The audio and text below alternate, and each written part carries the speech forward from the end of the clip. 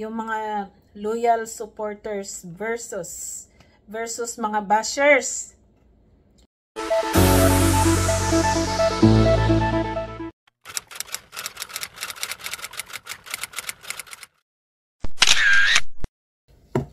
Hello everyone! Good noon kasi now is 12 noon here in South Korea. So, happy Monday everyone! Welcome back sa ating channel. Welcome back sa ating channel, Mers and Family. So, ngayon guys, today is December 11th. So, ang bilis ng panahon guys. December 11th, Monday. So, happy Monday sa ating lahat! Happy Monday. So, ngayon guys, wala po tayong mga ganap. May ganap pero pabalik-balik lang. So, siguro ano muna tayo ngayon? Yaw-yawan series. At saka magpa-shoutout din ako today. Shoutout lang ang ano natin. Para may update lang. So, ngayon pala, naisip ko na parang gusto kong mag-express. So, itong isi-share ko ngayon, disclaimer po, wala po tayong mga pinapatamaan. So, lang, based on my own experience. So, wag na akong lalayo. Sorry. Di na ako lalayo guys. So, as a small vlogger din, so marami din tayong mga experiences about mga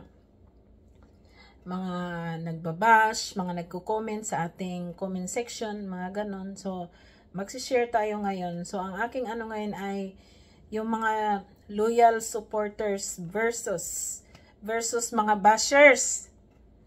So, marami akong mga pinapanood na mga vlogs na marami silang bashers.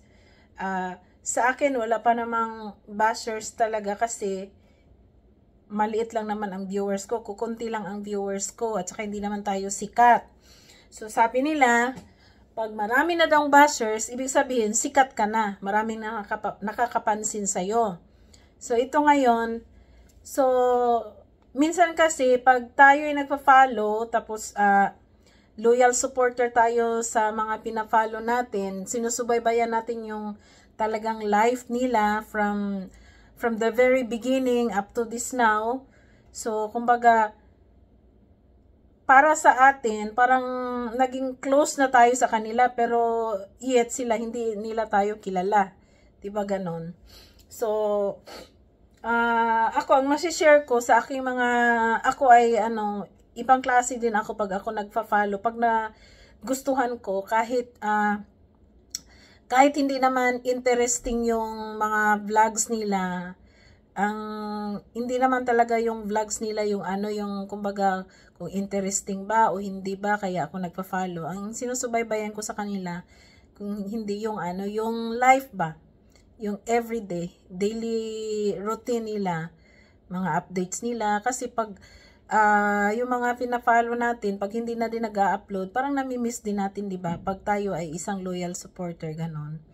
So, ganito lang yun. Ang nagsusupport kasi all the time talagang nagsusupport yan, talagang pag pag talagang sinubaybayan natin, kumbaga wala na tayong pangit man o maganda, interesting yung vlogs nila or hindi, basta nandun pa rin talaga tayo, basta nagsusupport lang talaga tayo at saka gusto natin silang makita. Yun. So, yun ang pagka may sinubaybayan tayo, kumbaga, support all the time kahit anong mangyari, di ba? Tsaka, kasi sinubaybayan natin sila ng matagal na, from the very beginning up to now. So, kumbaga, kahit lang naman na nasa 5 minutes or 11 minutes lang, 18 minutes, 20 minutes yung sinishare nila sa atin within 24 hours, ang sinishare nila sa atin na sa mga 20 minutes, ganon. Pero at least makakuha pa din tayo ng idea. So minsan, pag nagba-vlog sila, kasi minsan kasi ang tao pag nagba-vlog, dahil sa sobrang excited natin, yung excitements pa, minsan, kumbaga, excited tayo na magsishare, tapos minsan hindi natin alam yung sinasabi natin. Kasi ang mas ang mas nakaka-notice niyan, yung mga nanonood. So, minsan, di ba may kasabihan na yung don't judge your own. So, let the people judge you, di ba? So, makikita ng mga tao yan. So, kanya-kanya tayo ng perception, ganon. So, minsan, pag may nakikita natin, like for example, kasi sa atin mga tayo kumbaga ang laki ng influence natin from the Spanish time. So mahilig tayo sa mga superstitious belief. So like for example, may nakakaalam na hindi naniniwala ng superstitious belief, i-share niya ngayon, magko-comment siya na hindi totoo yan, walang ibig sabihin yan, ganon. Tapos tayo naman ng mga vlogger, siyempre yun ang paniniwala natin, tapos kumbaga sinasabihan tayo ng follower natin na hindi totoo yan, ganyan. So, minsan, hindi natin maiwasan na natatouch yung ego natin. So, nagagalit tayo sa ganun ng bagay. Pero actually, hindi po bashing yan. Kumbaga, reminding para sa'yo yan na mali pala yan. Oo nga pala no, kasi hindi naman tayo dapat maniniwala ng mga superstitious belief kasi talagang nasa taas lang talaga ang nakakaalam sa lahat. So, pero hindi natin kumbaga, di natin maaalis yan, natin maiaalis sa mga taong mahilig talaga sa superstitious belief. Tayo naman na follower lang, kumbaga, nagre-remind lang tayo. Reminding lang yon, not bashing. So, yung iba, nanonotice ko, pag nagko-comment ka ng ganyan, parang nasasaktan sila, na-hurt sila, pero parang ka din, parang ganito lang yon. Example, halimbawa, education yung kinuha mo. Ngayon, pag graduate ka na, sa practicum time ka na, di ba pag nagtuturo ka na, di ba maraming yung mga critics, yung mga bitira ng mga teacher, ang magtitingin sa'yo, titignan ka niya kung saan ang mali mo. Although ikaw, ginalingan naman natin. Kailangan, siyempre pa, bago ka magtuturo ng, ng practice teaching mo, siyempre, inaaral mo yan. So, binabalik-balik mo yan, inaaral mo yan, kinukonsult mo yan sa sarili mo lang. So, ibig sabihin sa atin, okay na ito. Kasi pinaghirapan mo na. Pero yung mga critics, so, may makikita pa silang kasi sila yung mas maraming experience. So, yung critics, magbibigay din sila ng mga opinion. Ito, kulang mo, ganito, ganyan. So, parang reminding lang yan. So, hindi bashing yan para sa akin. Pero kadalasan marami akong pinafollow na masabihan lang ng konti, makabigay lang tayo ng opinion, yung mag-a-advise ka lang, yung magbibigay ka ng piece of advice, parang na-hurt. So, natatouch ang ego. Pero hindi natin yan maiiwasan. Matatouch talaga yung ego natin. Pero, dapat din, tignan din natin, tama pala, no? So, yung iba kasi, magagalit na diretsyo, yung dapat wag silang ibas. Mali naman yon pag nagbablog tayo, tapos ang gusto lang nating marinig yung, ay, awesome, ay, ang galing mo, ay, amazing, ay, ang galing mo, kahit nakikita mo ng mali na yung halimbawa, nagluluto ka, tapos may sunog na, tapos, syempre, yung pag nasunog na yung niluluto mo, sasabihin mo talaga na, ay, hindi yan pwede kasi bawal yan, nakaka-cause ng cancer. It's a kind of reminding lang yan, hindi bashing. Diba, relate naman tayong mga small vloggers dyan. So, yun ang mga loyal supporter. Minsan, nagbibigay din ng advice. Kung meron ka namang kapuri-puri na ginawa, syempre, ina-appreciate din natin na mga nagpa-follow, diba, ganun. Tapos, ang mga loyal supporter, hindi lang basta-bastang yan.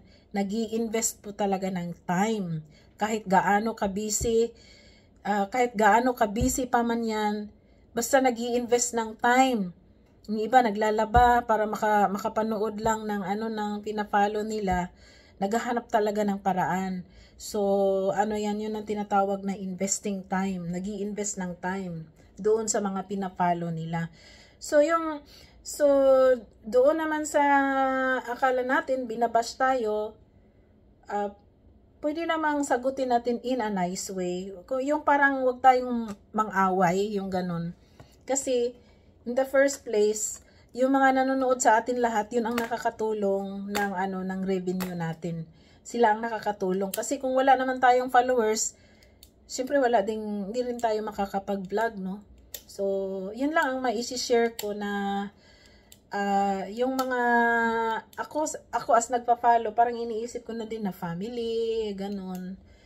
Kaya minsan nagbibigay ng advice, ganun. Tapos minsan nagsasabi kung ganito ganyan, dapat ganito ang gawin mo. So, sana naman walang ma-hurt doon sa mga pina-follow ko kasi hindi po yun bashing. Pag ako nagko-comment, hindi po bashing. So, tayo naman na vlogger, huwag tayong mag-expect nga puro positive yung puro positive talaga yung sasabihin. So, yung mga negatives na sasabihin din sa atin, doon din tayo magkakaroon ng challenge na mababago natin kung anong dapat baguhin natin. Kasi kung wala ding mga critics, hindi rin natin alam kung saan tayo nagkakamali. Ano yung sinasabi natin, para sa atin tama na tayo, pero mali pala, meron pala tayong nakaligtaan, ganon. So, kumbaga, sharing of ideas na yan. So, yun lang. Tapos, ang bashing naman, mga basher naman, ako nakakaranas din ako may nag-bash sa akin, pero yung nag-bash sa akin, hindi yun talagang follower ko. Talagang kakilala ko yun ang nagbabash sa akin. Kumbaga, pag may nagbabash ng below the belt, alam na natin yun, tapos mas nakilala pa natin. So, pinadaan lang niya doon sa social media kasi baka hindi siya kumbaga hindi niya pwedeng masabi na personal sa atin. So, kaya dinadaan sa social media. Tsaka maraming reason ng mga bashing. Either ayaw nila ang vlog natin, or ayaw nila ang sinishare natin. Tsaka medyo inggit sila, mga ganon, may naiinggit. Ganon talaga, hindi maiiwasan yan kasi sabi nga, nobody's perfect in this world naman eh. So, ganon lang. So, pagka hindi naman bashing, pero hindi naman below the belt na tingin natin, pwede naman nating i-correct. Sasagutin natin in a nice way, huwag tayong mangaway. At saka pag halimbawa, binabash tayo, tapos sinagot na natin, kinabukasan, sinagot na natin sa vlog natin. The next, after day na naman, tinatopic na naman natin yung bashers. Hanggang sa sunod na naman natin, tinatopic pa din natin ang basher. So, parang tuwang-tuwa yung basher na sila yung tinatopic natin, no?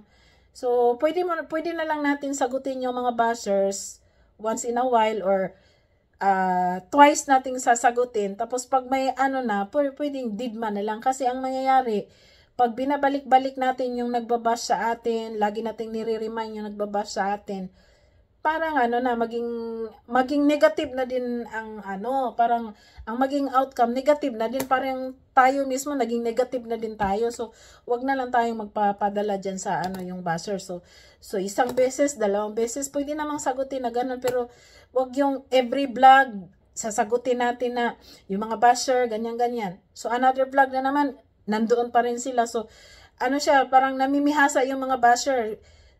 Huwag sa Bisaya pa ba, i-bash na to ni kay, siya, nairita, kumbaga, affected. So, affected tayo pag binabalik-balik natin. So, isang beses, dalawang beses, o pwede rin 3 beses, kung sobra-sobra naman, 3 beses, ganun. Pero kung araw-arawin naman natin, parang tayo na ang affected yan. So, hindi na basher. So, yun lang. At saka, para hindi tayo i-bash, kumbaga nasa atin yung limitation kung hanggang saan lang yung boundary na isi-share natin. Kasi nga, sabi nga ni Bea Alonso, ang masasabi daw sa mga basher, kung ano lang yung na-share natin. So kung i-share natin lahat-lahat, halos lahat ng mga natin, yung mga emotional aspect, financial, kumbaga detalye tayo sa sa mga financial problem natin, sa health natin, kung ano-ano pa dyan sa mga buhay-buhay natin. doon sila papasok. So, hindi natin yan maiiwasan. Hindi rin natin sila makukontrol. Hindi natin sabihin na, ops, teka lang, huwag kayong ganyan na. Kasi hindi makukontrol yan kasi nasa social media tayo. Kaya, tayong nagbablog, tayo yung kailangan mag-ingat kung hanggang saan lang ang pwede nating i-share, hanggang doon lang. Para hindi tayo mabalikan ng share. Hindi tayo mabalikan ng bash, hindi tayo ibabash. Pero kung gusto natin na i-share lahat ng mga natin sa buhay, pati yung mga income natin, kung paano tayo kumikita, magkano ang kita natin, anong problema natin, ang dami nating utang, kung mga lahat-lahat, kung gusto nating i-share, dapat ready din tayo na natanggapin kung anong ibabalik sa atin. So, kailangan alam nating i-handle yan. So, para wag nang masakit, wag na nating i-share lahat. Kumbaga, kung ano lang yung pwede nating i-share sa social media, yung iba sa atin na lang para kasi masakit din na i-bash, no? Kasi natatouch ang ego natin. So, kailangan nating sumagot. So, pag sumagot tayo, pag na-hurt tayo, kumbaga medyo sarcastic na din yung dating, no? Sarcastic ang sagot natin. So, medyo yung ibang nakakapanood, yung iba baliwala lang, pero yung iba, naapektuhan din sila. Kumbaga, affected din sila, madadala din sila sa emotion nila, yung mga ibang nagpa-follow sa atin. So, kaya, para iwas bashers, alam natin dapat kung ano ang boundary natin sa mga sinishare natin. Alam natin ang limitation natin. So, yun lang ang mai-share ko sa loyal supporters versus bashers. So, in my own experience lang yan ha, na sa pag-dawi na sa pag-o-observe ko. Kasi ako din, grabe din kasi ako ka-diehard. Pag may ipa-follow ako, pina-follow ko talaga whether maganda yung vlog nila or hindi. Wala akong pakialam. Basta nakikita ko sila na okay sila. Well, okay na din ako. Natutuwa na din ako. Ganun lang naman yun eh. So, that's all. Yun lang ang mai-share ko. At bago ako magtapos, mag-shoutout muna ako sa mga isa-shoutout ko yung mga bagong nagsasubscribe sa akin. At saka, of course, yung mga laging sumusuporta sa akin na mula noon hanggang ngayon, isa-shoutout ko din.